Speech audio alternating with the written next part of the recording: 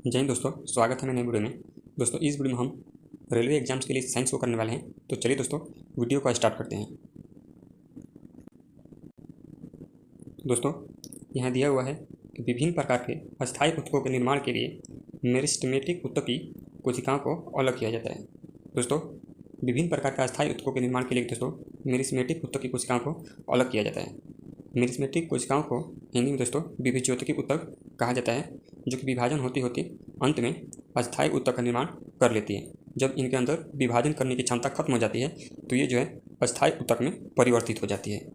आगे दिया है जिंक सल्फेट के मिश्रण में कॉपर धातु को डुबाया जाता है तब कोई प्रतिक्रिया नहीं होती है, क्योंकि दोस्तों कॉपर जो है वो जिंक की अपेक्षा कम अभिक्रियाशील होता है, जिसके कारण कॉपर जो है जिंक को विस्थापित नहीं कर पाता है और इस तरह कोई प्रतिक्रिया नहीं हो पाती है। कोई प्रक्रिया दोस्तों इसमें कोई अभिक्रिया नहीं हो पाती है। आगे दिया है लहसुन एक बीजपत्री पौधा है। लहसुन दोस्तों एक बीजपत्री पौधा होता है। आगे दिया है बांध में संग्रहित पानी में स्थितिज ऊर्जा होती है, क्योंकि बांध में संग्रहित पानी बह नहीं रहा है बल्कि रुका हुआ है, इकट्ठा है। आगे दिया है ध्वनि ठोस माध्यम में सबसे तेज यात्रा करती है। ध्वनि दोस्तों ठोस माध्यम में सबसे तेज यात्रा करती है। आगे दिया है पृथ्वी की सतह के नीचे फंसी गर्मी को भूतापीय ऊर्जा कहते हैं। आगे दिया है मंदन जो है वो ऋणात्मक त्वरण होता है। दोस्तों ऋणात्मक त्वरण को ही मंदन कहा जाता है।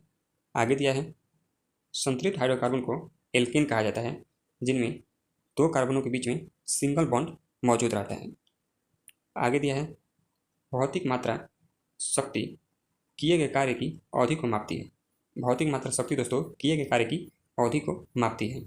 आगे दिया है वजन और बल की एसआई इकाई न्यूटन होती है। वजन और बल की दोस्तों एसआई इकाई जो है वो न्यूटन होती है। आगे दिया है दाब की अंतर्राष्ट्रीय इकाई पास्कल होती है। आगे है चाल की अंतर्राष्ट्रीय इकाई मीटर प्रति सेकंड होती है। आगे दिया है दोस्तों एल्यूमिनियम धातु केवल इलेक्ट्रोलीज द्वारा निष्कर्षित किया जाता है। एल्यूमिनियम धातु दोस्तों केवल इलेक्ट्रोलीज द्वारा निष्कर्षित किया जाता है। आगे दिया है एक तत्व के नाभिक में 10 प्रोटॉन और 17 न्यूट्रॉन उपस्थित है तो उसकी द्रव्यमान संख्या 27 होगी, क्योंकि दोस्तों द्रव्यमान संख्या ए बराबर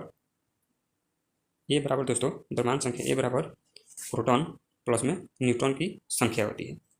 इसको ध्यान रखिएगा, इस तरह से 10 + 17 जुड़ जाएंगे और 27 हो जाएगा। आगे दिया है बल और दबाव युग्म की ऐसी इकाइयाँ एक ही ऐसी इकाइयाँ हैं। बल और दबाव युग्म की एक ही ऐसी इकाइयाँ हैं।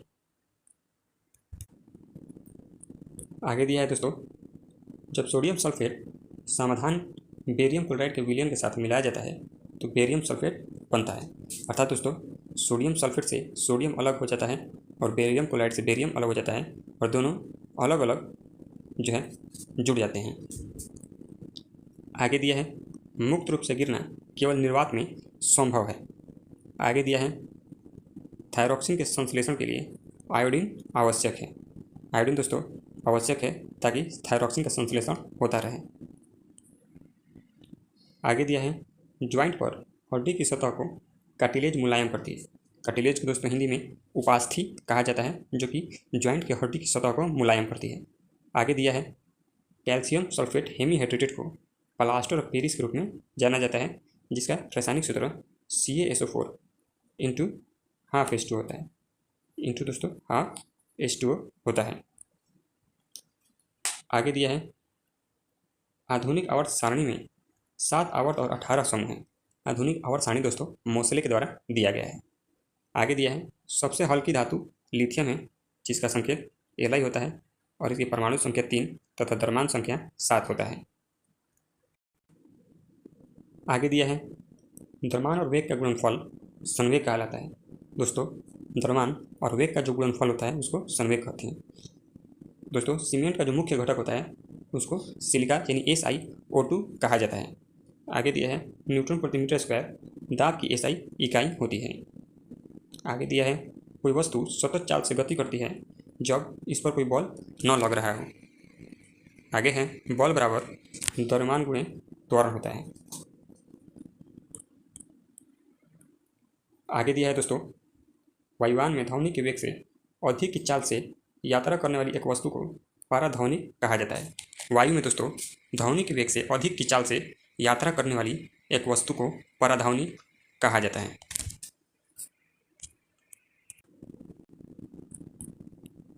आगे दिया है दोस्तों, प्रसव पीड़ा गर्भाशय की दीवारों में संकुचन के कारण होती है। प्रसव पीड़ा दोस्तों गर्भाशय की दीवार में संकुचन के कारण होती है। आगे दिया है, मानव रक्त में सबसे बड़ी कणिकाएं श्वेत कोशिकाएं होती हैं। दोस्तों श्वेत कोशिकाएं आरबीसी से बड़ी होती हैं।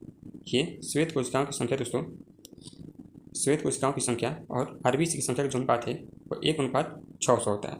अर्थात 600 आरबीसी के जगह 1 डब्ल्यूसी मौजूद रहता है। इसी अनुपात में जो है मनुष्य के शरीर के अंदर श्वेत रक्त कोशिकाएं और आरबीसी की संख्या मौजूद है।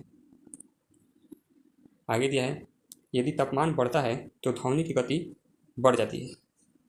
आगे दिया है दोस्तों, मानव शरीर में हीमोग्लोबिन श्वसन वर्णक है, क्योंकि दोस्तों हीमोग्लोबिन जो होता है अपने साथ ऑक्सीजन के 4 अणुओं को बांधकर परिवहन करता है।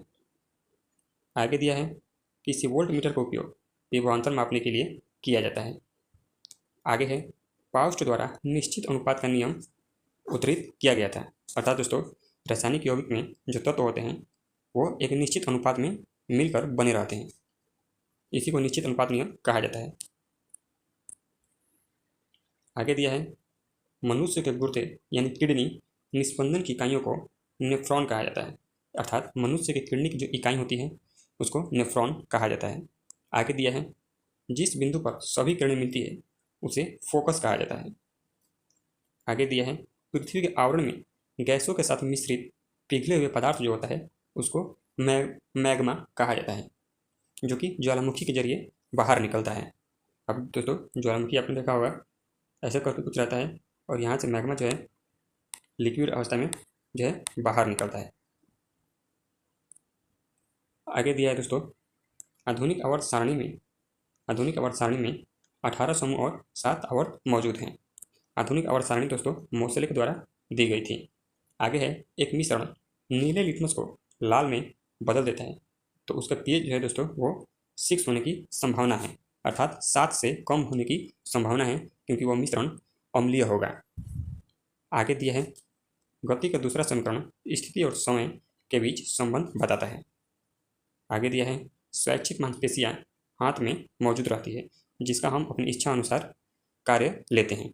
तो चलिए दोस्तों हमारा वीडियो यहीं पर समाप्त होता है। मिलते हैं अपने अगले वीडियो में, तब तक के लिए धन्यवाद।